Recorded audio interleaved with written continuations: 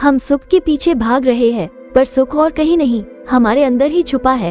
एक आदमी के पास बहुत धन था, इतना कि अब और धन पाने से कुछ सार नहीं था। जितना था उसका भी उपयोग नहीं हो रहा था। मौत करीब आने लगी थी। न बेटे थे, न बेटियां थी, कोई पीछे न था, और जीवन धन बटोरने में बीत गया। वो कई महात्माओं के पास गया कि मुझे कुछ आनंद का सूत्र दो। उसने महात्मा, पंडित, पुरोहित सबके द्वार खटखटाए, पर खाली हाथ लौटा। फिर किसी ने कहा कि एक साधु को हम जानते हैं, शायद वही कुछ कर सके, पर उनके ढंग जरूर अनूठे हैं, उनके समझाने की विधियां भी थोड़ी अलग है, इसलिए चौंकना मत। जिनका कहीं कोई इलाज नहीं है, उस तरह के लोगों को हम वहाँ भेज देते हैं। उस धनी ने एक बड़ी झोली भरी हीरे जवाहरातों से और गया साधु के पास। साधु एक झाड़ के नीचे बैठे थे। उसने झोली उनके सामने पटक दी और कहा कि इतने हीरे जवाहरात मेरे पास हैं, मगर सुख का कण भी मेरे पास नहीं, मैं कैसे सुखी हूँ। साधु ने आव देखा न ताव, उठाई झोली और भागे।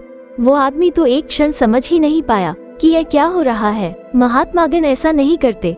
वो एक क्षण तो रुका रहा, फिर उसे होश आया कि इस साधु ने तो लूट लिया, मारे गए, सारी जिंदगी भर की कमाई ले भागा। हम सुख की तलाश में आए थे और दुखी हो गए। वो भागा, चिल्लाया कि लूट गया, बचाओ, ये साधु चोर है, बेईमान है, भागा जा रहा है। पूरे गांव में उस साधु ने चक्कर लगवाए। साधु के लिए तो गांव जाना माना था।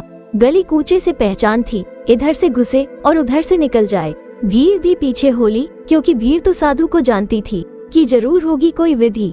पूरा गांव तो साधु के ढंगों से परिचित था कि वो जो भी करे, वो चाहे कितना अटपटा मालूम पड़े, पर उसके भीतर कुछ राज होता है। लेकिन उस आदमी को तो कुछ पता नहीं था।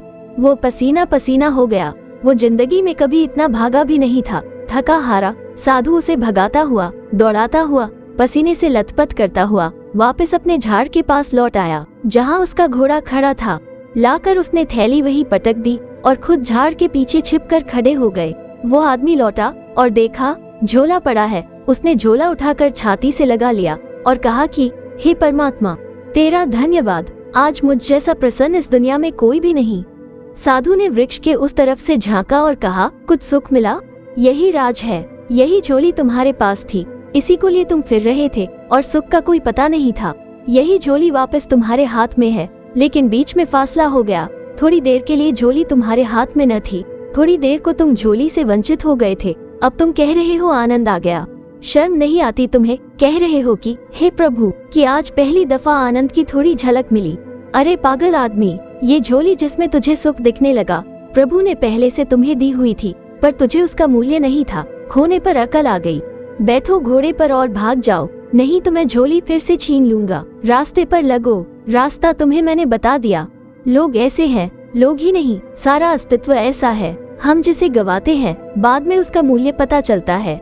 जब तक होते नहीं, तब तक मूल्य पता नहीं चलता। जो तुम्हें मिला है, उसकी तुम्हें 2 कौड़ी की कीमत नहीं है। जो खो गया, उसके लिए तुम रोते हो, उसका अभाव खलता है। व्यक्ति के जाने के बाद उसकी याद आती है, कमी खलती है, महत्व समझता है। कहीं देर न हो जाए। रिश्ते में एहसास कराओ कि आपका होना जिंदगी में बहुत जरूरी है।